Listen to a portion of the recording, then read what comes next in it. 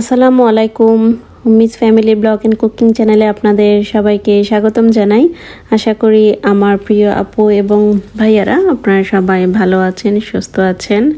আলহামদুলিল্লাহ, আমিও আমার পরিবার নিয়ে আপনাদের দোয়ায় এবং আল্লাহ তাআলার অশেষ রহমতে ভালো আছি। প্রতিদিনকার মতো নতুন একটি ব্লগ ভিডিও নিয়ে আপনাদের সামনে হাজির হয়ে গেলাম। আজকে ব্লগ ভিডিওটা খুবই ছোট এবং সেটা হচ্ছে রান্নার, পুরোটাই থাকছে রান্নার একটা ব্লগ ভিডিও। যেহেতু বাসায় মেহমান আসবে, তো সেই উপলক্ষেই আজকে রান্না বান্না করা। আজকে আপনাদের সাথে শেয়ার করব যে আমি কি রান্না করছি, সেটাই আর কি। হয়তোবা পুরো ডিটেলস আপনাদের সাথে শেয়ার করতে পারবো না। এখানে বোয়াল মাছ ছোট ছোট টুকরা করে পিস করে কেটে নিয়েছি। এটা মানে শিম দিয়ে আমি একটা ভাজির মতো করব। এটা শিম দিয়ে, তারপরে হচ্ছে যে কোনো মাছ দিয়ে খেতে কিন্তু খুবই ভালো লাগে। আর এখানে হচ্ছে মানে মুরগির লেগ পিসগুলা ভেজে নিচ্ছি রোস্ট রান্না করার জন্য।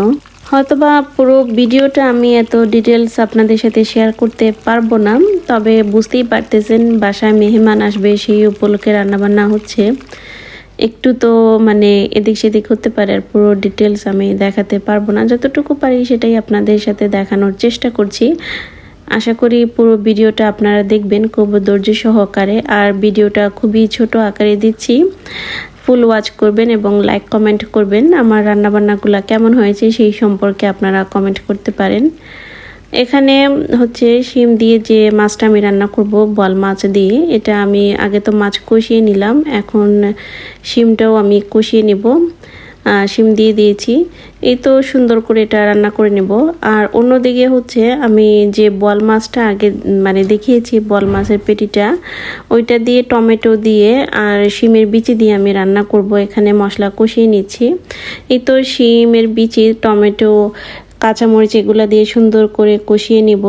আর এই তো মাছগুলো আমি ভেজে রেখেছি, এটা দিয়ে আমি একটা তরকারি রান্না করব। আর অন্যদিকে হচ্ছে আমি রোস্টটাও রান্না করব। এখানে একটু বাটার দিয়ে দিলাম তেলের মধ্যে, তারপর হচ্ছে পেঁয়াজ কুচি আমি নিয়ে নিলাম। মানে ঘরোয়াভাবে যেভাবে রোস্ট রান্না করে আর কি, ওইভাবে রোস্টটা রান্না করব আর কি। তো সব কিছু মশলা এখানে দিয়ে দিয়েছি, আদা রসুন, তারপরে বাদাম বাটা, এটা দিয়ে আমি একটু হালকা একটু ভালো করে ভেজে নেব। তারপরে যাবতীয় যে মশলাগুলো থাকে সেটাও আমি দিয়ে দিব। আপনাদের সাথে কথা বলতে বলতে অন্যদিকে আমার যে শিমের যে তরকারিটা আমি বসিয়েছিলাম সেটাও কিন্তু কষানো হয়ে গিয়েছে, দেখতেই পারতেছেন। এখন মাছ আমি দিয়ে দিব। আর এদিকে এই তো মশলা কষে গিয়েছে, এখন টমেটো দিয়ে দিব। টমেটো দুইটা আমি পাতলা করে কেটে দিয়েছি, টমেটো দিয়ে আর একটু কষিয়ে নিব। আর রোস্ট আমি সাধারণত ঘরোয়াভাবেই রান্না করি। দেখা যায় ঘরোয়াভাবে রান্না করলে কিন্তু খেতে অনেক বেশি ভালো লাগে। এই যে বাকি যে গুঁড়া মশলা ছিল সেটাও অল্প অল্প করে দিয়েছি, কারণ রোস্টে কিন্তু ঝাল হলে আসলে অনেকেই খেতে পারে না।